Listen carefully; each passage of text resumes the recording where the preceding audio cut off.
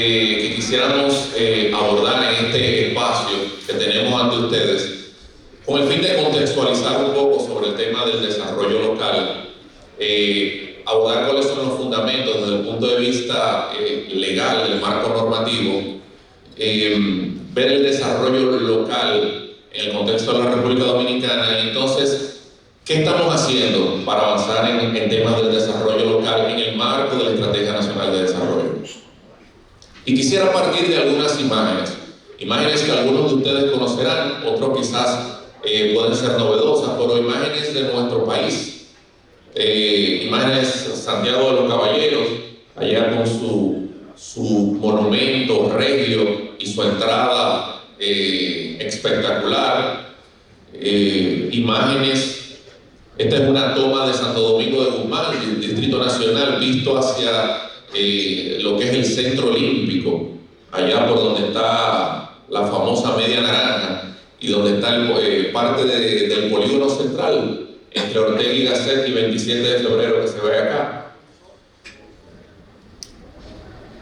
Otra imagen, pasamos de dos con características muy urbanas, Santiago de los Caballeros, el Distrito Nacional, otra con una vocación un poco más turística. Esto es una foto de el pueblo de los pescadores en las terrenas, Samaná, que da un contexto distinto a las otras dos que hemos visto. O una foto quizás un poco más rural todavía. Esto es en Cruz de Cabrera, en Dajabón. Allá, eso fue una foto tomada más o menos aproximadamente a 5 de la mañana, saliendo el sol, el frío, un contexto distinto a lo urbano, un contexto distinto a lo turístico, un contexto más natural. Y estas dos imágenes que nos reflejan tanto esta de las grandes infraestructuras que hay en el país, con esta que ya hemos podido ver sobre el hacinamiento de una parte del país. Y estas imágenes, para iniciar, ¿por qué los traigo? Porque todo lo que hemos visto son lugares de nuestro país, sin embargo lugares distintos. Esta es una foto tomada hacia la parte oriental del río Osama. Todas estas características nos indican que los lugares y los emplazamientos en nuestro territorio son completamente distintos. Y cuando vemos en términos económicos lo que ha sucedido en la República Dominicana, podemos advertir lo siguiente, y estos son un gráfico para economistas, pero que yo voy a intentar traducirlo lo más sencillo posible. Si se fijan, hay dos líneas, una línea en azul, una línea en naranja, que indica la relación del Producto Interno Bruto. ¿Durante qué periodo? El año 95 hasta el año 2018. Y podemos ver, la línea azul indica esa relación del Producto Interno Bruto de la República Dominicana, mientras que la naranja indica la de América Latina. Y si se fijan, a lo largo de todos estos años, a lo largo de estas décadas, el único momento en que la República Dominicana ha tenido un crecimiento en números negativos fue cuando vemos aquí en el 2003.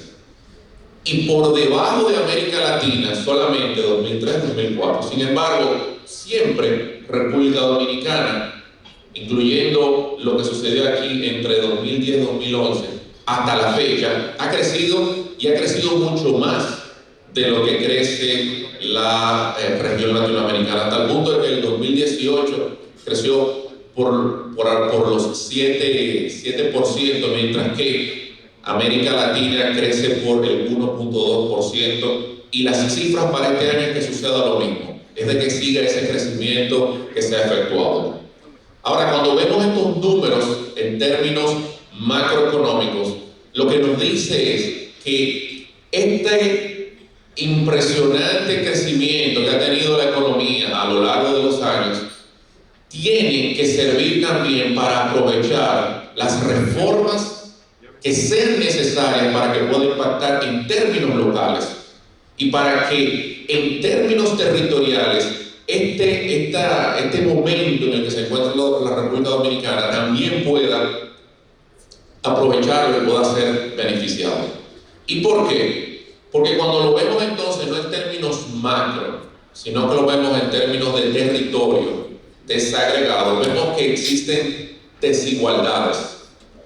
Existe, y este es un mapa realizado por el mapa de pobreza del 2016, donde se ve la pobreza monetaria en el país y se evidencia y se visualiza cómo hay provincias o regiones, en este caso regiones, los colores rojo más oscuro por acá, cuyos niveles de pobreza son mayores que otras zonas del país, como por ejemplo alrededor del Cibao Norte, alrededor de la zona metropolitana.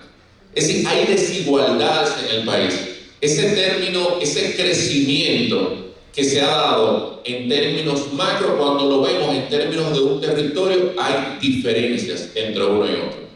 Si esto lo vemos y vinculamos el índice de desarrollo humano por provincia, vemos lo mismo también. Hay provincias que tienen un índice de desarrollo humano más alto, hay otras provincias que tienen un índice de desarrollo humano más bajo. Y ese mapa que se ve, cuando lo vemos entonces por hogar, y nos vamos al término de hogar, por ejemplo, hogar pobre, vemos que hay otras diferencias. Vemos que, si se fijan, cada puntito de eso significa hogar, un hogar pobre.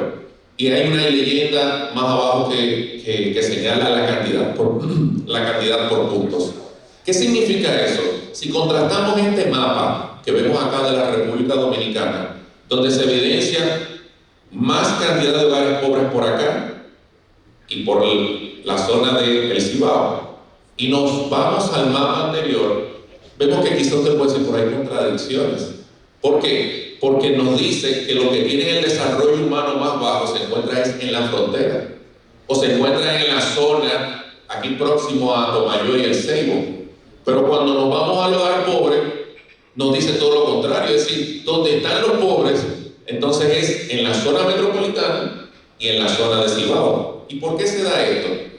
Porque lamentablemente la ausencia de oportunidades en zonas del territorio hace que se produzca una expulsión de personas de esas zonas que son, según el mapa del índice de desarrollo humano provincial, zona fronteriza principalmente, que se vayan y se desplacen hacia los centros donde sí hay oportunidades.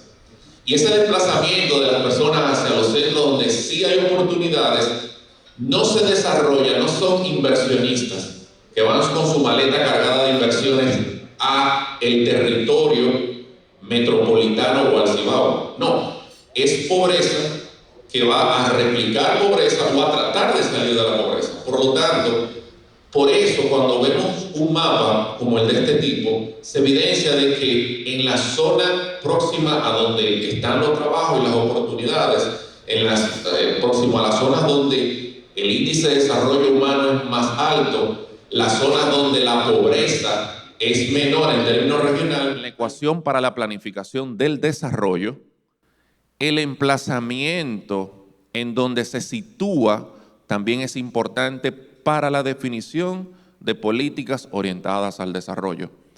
Pero políticas en todos los sentidos, política de emprendimiento, política turística, política ambiental, política educacional. No es lo mismo diseñar ninguna de estas políticas que impactan la calidad de vida del ser humano en un lugar que en otro. Por poner un simple ejemplo, si hablamos de una política turística, no todos los lugares o desarrollo local tienen turismo, o no todos tienen playa, o no todos tienen río, o no todos tienen valle o montaña. Ahora, el considerar el territorio en la definición de esa política turística va a impactar de manera directa ese emplazamiento. Por lo tanto, como premisa fundamental que lo sostiene la Estrategia Nacional del Desarrollo, el lugar es importante en esta ecuación para la definición de las políticas públicas para el desarrollo. Lo planteaba Jacques Attali en el 2010 cuando se iba a formular la Estrategia Nacional de Desarrollo. Y él planteaba que la ausencia de esa dimensión territorial, de localizar al individuo en los planes de desarrollo, es lo que ha incidido en generar desequilibrios territoriales que se manifiestan como en el mapa que vimos anteriormente, en desigualdades y disparidades, no solamente socioeconómicas, sino también ambientales por todo el país. Y podemos verlo, independientemente del grado o magnitud, hay zonas y territorios de nuestro país que tienen unas dificultades ambientales mayores que otras. Hay lugares donde las sequías se presentan con una mayor intensidad que en otras. Y esos deben atacarse y deben enfrentarse con políticas focalizadas en función del impacto, ya sea de la sequía o de estos aumentos de inundaciones. Ahora, ¿qué debemos hacer entonces? Y es lo que se ha planteado de la Estrategia Nacional de Desarrollo y es lo que se plantea en la definición de las políticas que se han estado implementando y diseñando. Es el diseño y gestión de políticas públicas basadas en las limitaciones y potencialidades del territorio, en una lógica sistémica que integre todos los niveles de gobierno. Y les pongo un ejemplo, que es un ejemplo que ha sido muy palpable en los últimos años recientes. El programa de visita sorpresa que impulsa el señor presidente por toda la nación. Un programa de visita sorpresa que está orientado específicamente a zonas rurales. Son zonas rurales las que están siendo impactadas de manera más directa. ¿Cuál es la lógica? La lógica es acercamiento al territorio, limitación y potencial de lo que está sucediendo, un plan de acción que se pueda implementar. ¿Esto qué permite? Esto permite beneficio, desarrollo local, impacto no solo local, sino global, beneficio para el país. Esos son el tipo de políticas que van a impactar y van a alcanzar la nación que nosotros queremos, la República Dominicana que queremos. ¿Cuál es el fundamento legal de esto? Desde la Constitución proclamada en el 2010, cuando habla de la prioridad de ordenar el territorio en el artículo 194 de la Constitución, donde habla de lo importante de generar políticas públicas de carácter regional, porque dice que la región, y aquí hablamos de región, cuando hablamos de 14 provincias, hablamos de región. Y dice la propia Constitución de la República en el artículo 196, que la región es la unidad básica para la formulación de las políticas públicas. Es decir, desde la Constitución hay un principio legal y normativo que indica que la mejor forma de impulsar la política pública es desde un ámbito subnacional, es desde un ámbito más cercano al territorio. Y ese ámbito más cercano al territorio, visto desde el nivel nacional, es la región.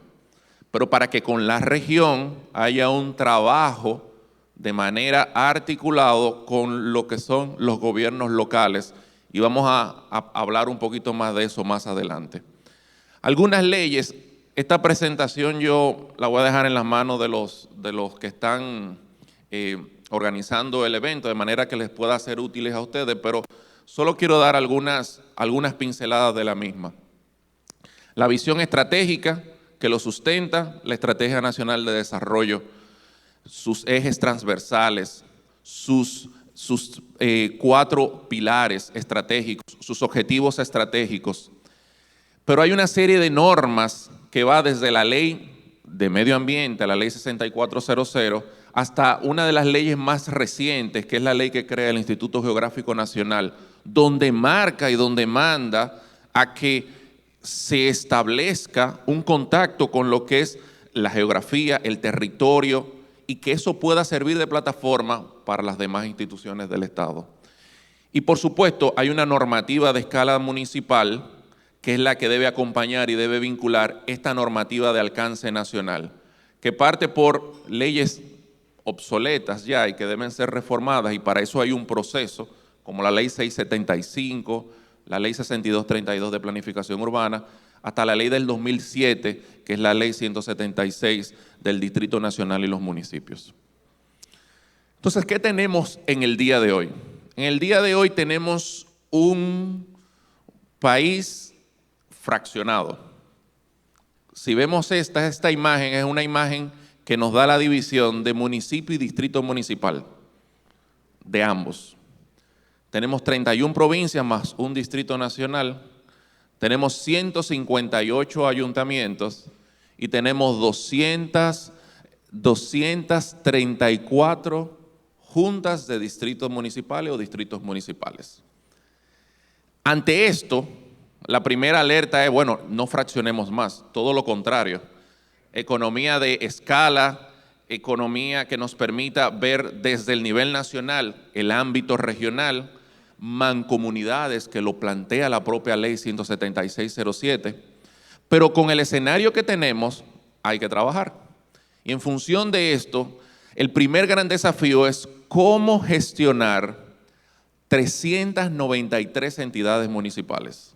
Y cuando hablo de 393, es esa suma de las 158 y 234 distritos municipales, porque hay uno que no está aquí, porque no está vigente, pero ya está aprobado, que es Santiago Oeste, que está aquí cerquita de donde estamos, que va a ser el nuevo distrito municipal que se va a integrar a esta lista que dice acá.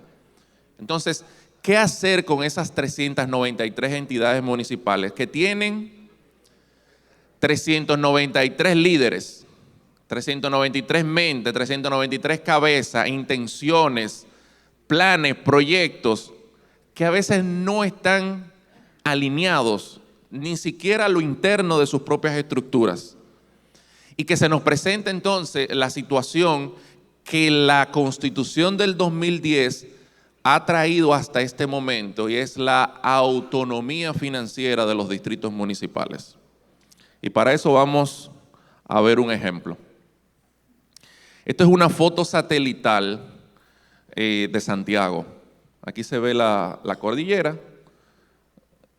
Hay que ponerse creativo para entenderlo, porque uno que trabaja eso lo entiende muy claro, pero tratemos estamos viendo algo abstracto. Aquí está la cordillera, este es el núcleo central de Santiago de los Caballeros. Esta barriguita que viene aquí, esa es la barriguita que hace el Yaque del Norte, que corta por el centro lo que es el territorio de Santiago. Lo que se ve rojo es la parte de relieve que tiene el territorio, lo que se ve como azulito es la parte que está construida o de llanura. Cuando nosotros ponemos esta silueta, esta es la silueta del municipio de Santiago. El municipio de Santiago que tiene un alcalde, que tiene sus consejos de regidores, que tiene su estructura institucional conformada. Sin embargo, a partir del año 2010, el artículo 199 de la Constitución señala que los distritos municipales, que doy un paso atrás, que dice la ley que son entes desconcentrados del poder municipal, es decir, que no son alcaldías apartes, son estructuras que deben trabajar coordinadas con los ayuntamientos. A partir del 2010, estas entidades reciben el presupuesto de manera directa, de manera que tienen autonomía presupuestaria. ¿Qué ha permitido esto? Si nosotros le damos y vemos la división interna de lo que veíamos que es el municipio de Santiago y le ponemos los distritos municipales, entonces nos damos cuenta que tenemos aquí el centro, donde está Santiago de los Caballeros, tenemos acá arribita Pedro García, aquí tenemos San Francisco de Jacagua, aquí tenemos Hato del Yaque y aquí tenemos La Canela. El espíritu de la ley es que el alcalde trabaje de manera coordinada con los que son los directores de estas entidades. Sin embargo, actualmente existe, y no es solo el caso de Santiago, hay muchos casos de éxito que se han manejado bien, pero hay otros que no. Por esa autonomía financiera ha permitido de que haya cierta libertad en el trabajo, de manera que no hay la necesaria articulación entre todas las entidades territoriales que conforman esto. Y aquí un desafío adicional, y yo estoy empezando, y me quedan 10 minutos, pero vamos a resumir, está bien, gracias. El tema es que si no existe esa articulación entre estas entidades, cada uno va a trabajar por su lado y no va a permitir de que exista esa mancomunidad de esfuerzos o complementariedad de esfuerzos. Paso rápidamente para que lo veamos. Aquí está la división de todos. Y si se fijan, en un análisis que se hizo hace unos 4 años, se determinó por ver el territorio y no simplemente analizar el municipio de Santiago, que hay complementariedad en lo que son los distritos municipales. Hay un distrito municipal que es La Canela, que tiene una zona agropecuaria y ellos dicen que tienen la mejor piña del país. Así lo dicen ellos. Tenemos una zona urbana que está en Hato del Yaque, tenemos una zona altamente urbanizada en Santiago de los Caballeros, tenemos una zona en San Francisco de Jacagua que podría ser una zona de segunda vivienda por el hecho de que La Falla pasa también muy próximo a esto, es decir, son consideraciones que deben tomarse en cuenta. Y tenemos una zona que es muy natural forestal. Si lo ven por los colores y si lo ven por lo que es la vocación del suelo, más otras características, esto podría ser un complemento de todo Santiago para que unos vayan orientados hacia al agro, otro hacia lo natural forestal, otro hacia el servicio administrativo y otro hacia el turismo. Y esa economía de observar el territorio permitiría hacer de Santiago una potencia en términos de muchos aspectos que están acá. Sin embargo, el no trabajar de manera mancomunada presenta los retos y desafíos que ahí se presentan. Y aquí simplemente iba a entrar en otros detalles, pero no voy a seguir porque no tenemos el tiempo. Algunos datos a nivel nacional para que veamos el tema de las entidades territoriales. Tenemos más distritos que municipios, eso es una realidad. Cuando vemos la relación de hogares pobres por el índice de calidad de vida, entre 100 y 90, solo un 4%, de 80 a 89, un 8%. Es decir, que la mayoría pasa por debajo de ese 59%. Cuando vemos las transferencias que reciben los municipios y las entidades territoriales, solo 5 reciben más de 500 millones. El grueso recibe menos de 18 millones al año.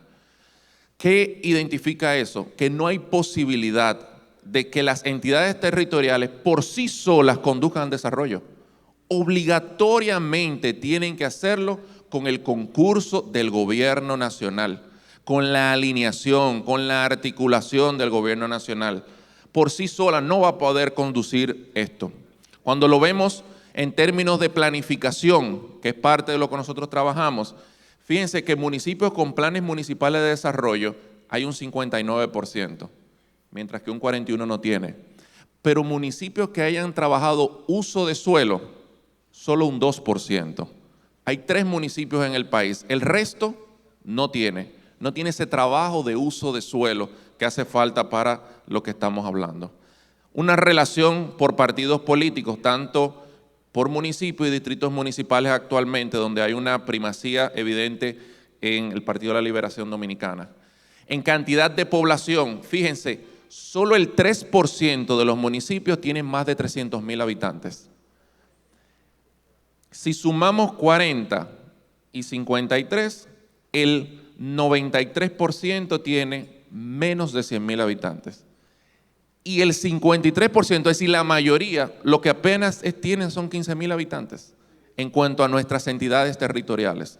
Si nos vamos a los distritos municipales, 51 y 39, 90%, menos de 15,000 habitantes también. Es decir, fíjense que aquellos municipios que tienen gran cantidad o municipios o distritos municipales son los mínimos. Y en términos de superficie lo mismo. La mayoría son municipios o distritos municipales de menos de 50 kilómetros de longitud.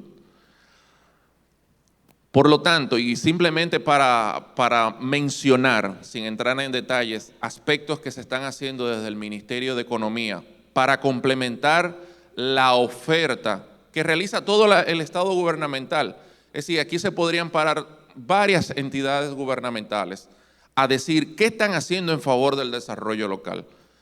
¿Qué hacemos nosotros? Bueno, tenemos que avanzar en esa segunda fase de consolidación del Sistema Nacional de Planificación e Inversión Pública. ¿Y a través de qué? Del fortalecimiento de la planificación entre escalas. No es solo lo local y que él trabaje solo, es lo local con lo nacional, a través de un sistema intermedio, actualizando el marco legal vinculado a territorio y creando ese fondo de cohesión territorial. ¿Qué podemos decir? Cuando hablamos de instrumentos, estos son los instrumentos que deberían estar alineados y que se ha avanzado en cómo se alinean esos instrumentos. Desde la Estrategia Nacional de Desarrollo, pasando por el Plan Nacional Plurianual del Sector Público, los planes regionales, los planes estratégicos sectoriales e institucionales, el Plan Municipal de Desarrollo y el Plan Municipal de Ordenamiento Territorial. Esto sería solo un día de exponer cómo se está vinculando, pero ese es el proceso en que se está avanzando. Cuando hablamos del marco legal, el nuevo ministro ha tomado el liderazgo en leyes que son importantes, muchas donde el Ministerio de la Presidencia ha impulsado, como la Ley de Administración Local, otra ley para homologar los trámites de autorizaciones para las oficinas de planeamiento urbano, que ya fue remitido por el señor presidente al Congreso de la República, y las leyes de ordenamiento territorial y regiones únicas, que son importantes para garantizar esto. Y finalmente, ese Fondo de Cohesión Territorial que ha sido creado a través del decreto 249/19, viene de la Estrategia Nacional de Desarrollo. ¿Y qué busca este fondo? Lo que busca es promover entre el gobierno central y los gobiernos locales el cofinanciamiento de proyectos de inversión pública de interés común, haciendo énfasis en los municipios más deprimidos. Es un instrumento que permite vincular acciones del gobierno nacional con acciones del gobierno local, que la planificación sea articulada. Y para tales fines, ya se han identificado para estos meses, porque son meses lo que queda ya del 2019, cuáles son los más pobres. Y en función de esos más pobres, cómo impactar de manera que elementos que son de mucho tiempo atrás o elementos que son precariedades que se han presentado en el momento puedan ser afrontados. La idea es que para el próximo año esa lista amplíe por unos criterios muy técnicos que se han presentado para poder garantizar lo que es el desarrollo sostenible de los territorios.